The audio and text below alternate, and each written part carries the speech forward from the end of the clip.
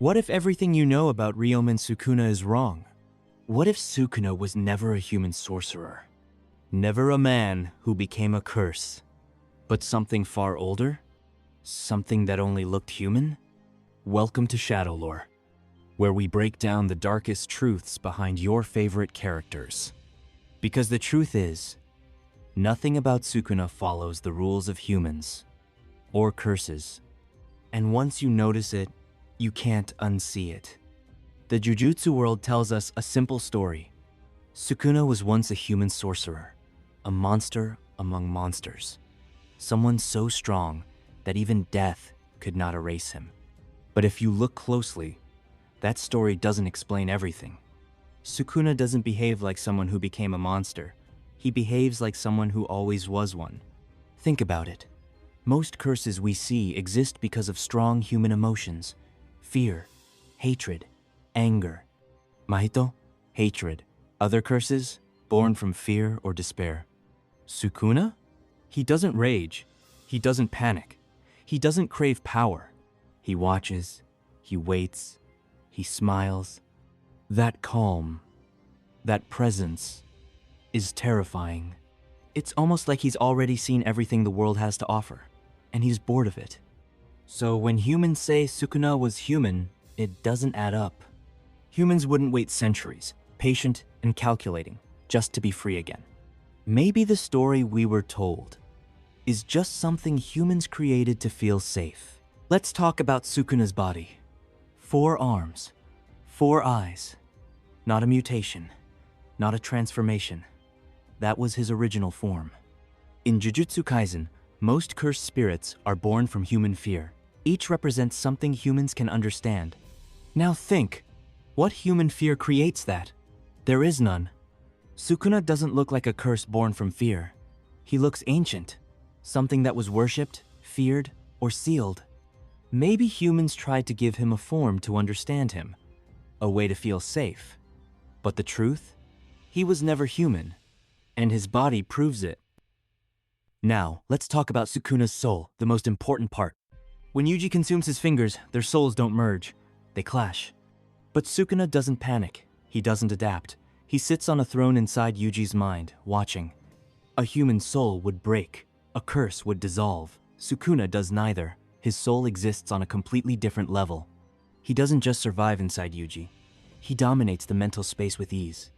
This is terrifying when you realize it. Sukuna isn't playing by human rules. He's something completely other. Humans fear death. Curses fear exorcism. Sukuna fears nothing. He laughs while dying, mocks opponents stronger than him, treats defeat like a temporary inconvenience. Why? Because death has already failed to erase him.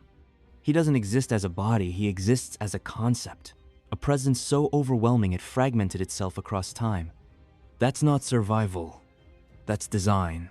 And that design is what makes him so terrifying, because you never truly defeat him. Let's talk about Sukuna's fingers. Sukuna's fingers were never leftovers. They were relics.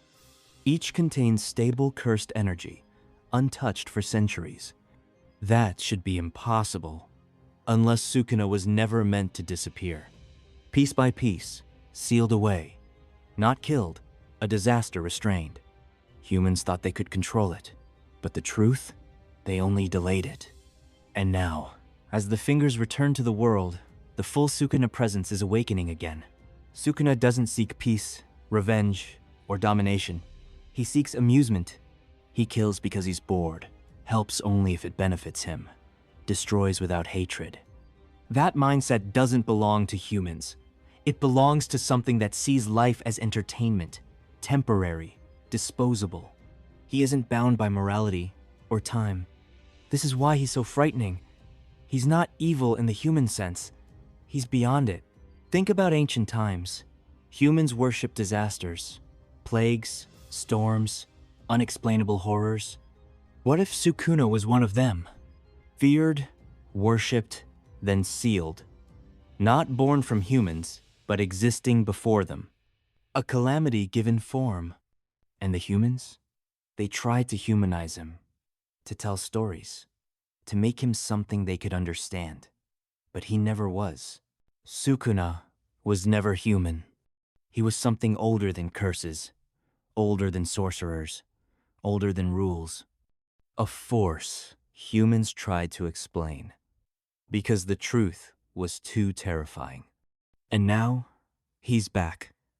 Not to rule the world, but to remind it that some evils were never meant to be defeated, only delayed.